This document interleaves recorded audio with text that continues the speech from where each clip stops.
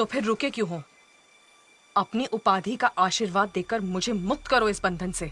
जान की कीमत तुम्हारे पिता तुम्हारी प्रजा के जीवन से अधिक है। पहेलियां बुझाकर तुम मेरा नहीं अपना समय नष्ट कर रहे हो रावण। तो सीधी बात पर आता हूं। वाले समय में तुम मनुष्यों का राज समाप्त होने वाला है। राज ही नहीं, नस्ल का इस धरती पर नामो निशान तक नहीं रहेगा। मेरी महासेनाएं मिथिला और अयोध्या की ओर निकलने वाली हैं, एक ऐसा हाहाकार मचाने जिसका अंत मनुष्य का विनाश होगा। जानते भी हो इस विनाश का शिकार औरतें और बच्चे भी होंगे। गेहूं के साथ खून भी पिस जाता है, लेकिन क्या? लेकिन अगर तुम मुझे स्वीकार लो, मैं अपनी सेनाओं का रुख मोड़कर उन्हें वापस बुला लूंगा। ना हिंसा होगी, ना हानि, जीवन दान सबको, राम को भी, और उनकी जीवन दाता होगी तुम। तुम्हारे झूठ पर मुझे भरोसा नहीं। मेरे 10 सरों के 10 नाम है राजकुमारी सीता, और उनमें झूठा कोई नहीं। सोच क्या रही हो राजकुमारी? इतना कठिन निर्णय नहीं है। तो ठीक है, आज से 30 दिनों बाद मेरी सेना प्रहार के लिए तैयार होगी। इतना समय है तुम्हारे पास। मेरा पुष्पक विमान तैयार करो, अपने भ्रम से निकलो। कोई नहीं आने वाला तुम्हें बचाने। हे दिए इस अंतिम अवसर पर विचार करो और हामी भरो। सीता, कैसे जाऊं उनके पास? अगर यूं ही सामने धमक गया तो मर जाएंगे। सोचेंगे रावण का भेजा कोई राक्षस हूं जो उन्हें छलने आया है। हाँ। इसे देख के भी अगर उन्हें शंका हुई तो सोच हनुमान, सोच। और कितना दुख देगी हमारे स्वामी को? क्या है अपने आप को तू? है? हमारे महाराज से बिना पूछे सूरज और चांद आकाश में नहीं निकलते, और तेरे बड़े पर निकल आए हैं। क्या ये सारे मनुष्य ऐसे ही हैं? सर फिरे घमंडी। अरे ऐसे कई घमंडियों को मैंने यूं टूटते हुए देखा है। मेरी सही जगह मेरे पति के साथ है। लगता है इसके अहंकार को तोड़ना ही होगा। इसकी हड्डियों को तोड़कर आज या तो ये झुकेगी या टूटेगी। पीछे हटो। इसे कुछ हुआ तो स्वामी तुम्हारा क्या हाल करेंगे? हट, डरो मत। तुम्हारी दशा मैं समझ सकती हूँ।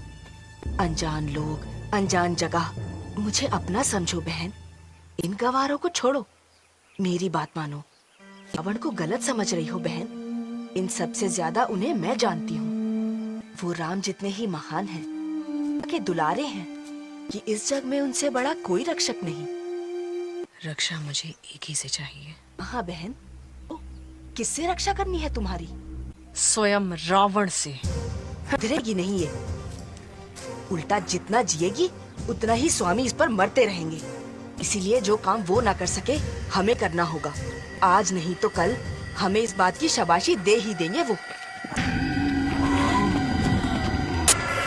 बड़े करके कच्चा खा जाओ, बस एक हड्डी छोड़ दो दांत को रेदने के लिए। तो आओ, तुम्हारे स्वामी के साथ आज तुम लोगों का भी भ्रम दूर कर देती हूँ।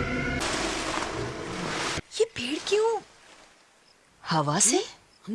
शंकुकर्णी कुछ और है। अरे रुकी क्यों? इसकी गर्दन में पहले दांत कौन गड़ाएगा?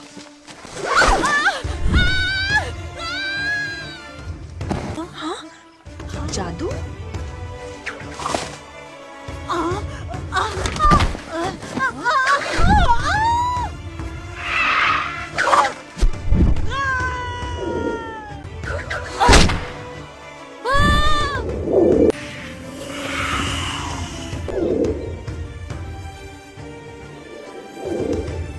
कौन है वहाँ?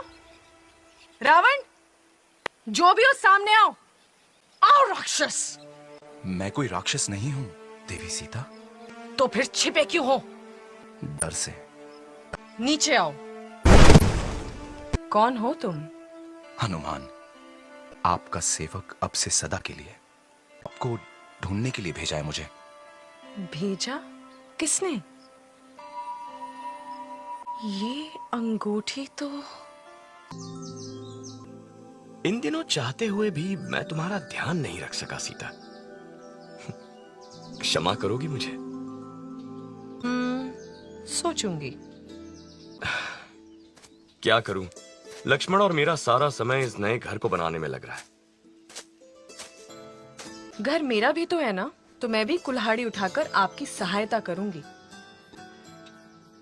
कुछ लाया हूं तुम्हारे लिए। झील के किनारे मुझे कुछ ऐसा मिला जो तुम्हारे त्यागे हुए हर आभूषण से अधिक मूल्यवान है, जिसकी सुंदरता में वही सादगी है जो तुम में है।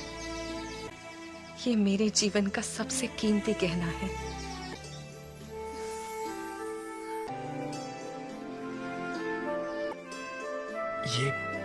ये आंसू क्यों प्रिय?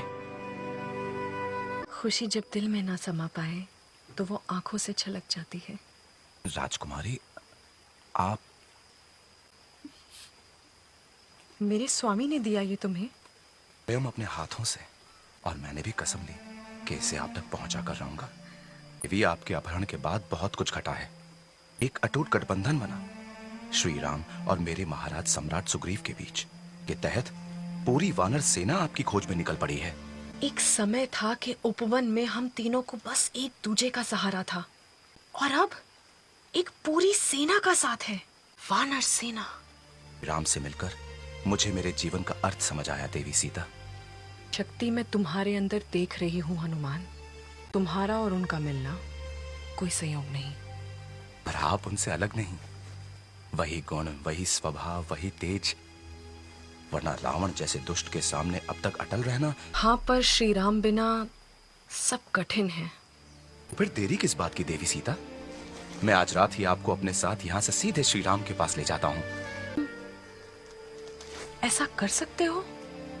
सागर को एक छलांग में पार किया है मैंने, उल्टी दिशा में बस एक और छलांग और वापस। ये देवी सीता, श्री राम आपकी प्रतीक्षा में हैं। मेरा दिल साक्षी है कि मैं उनके पास जाना तो चाहती हूँ, तो फिर हमें जल्दी से यहाँ से निकलना चाहिए। पर नहीं जा सकती। क्यों? क्योंकि मानवता को जीवित रखने के लिए मुझे लंका में रहना होगा।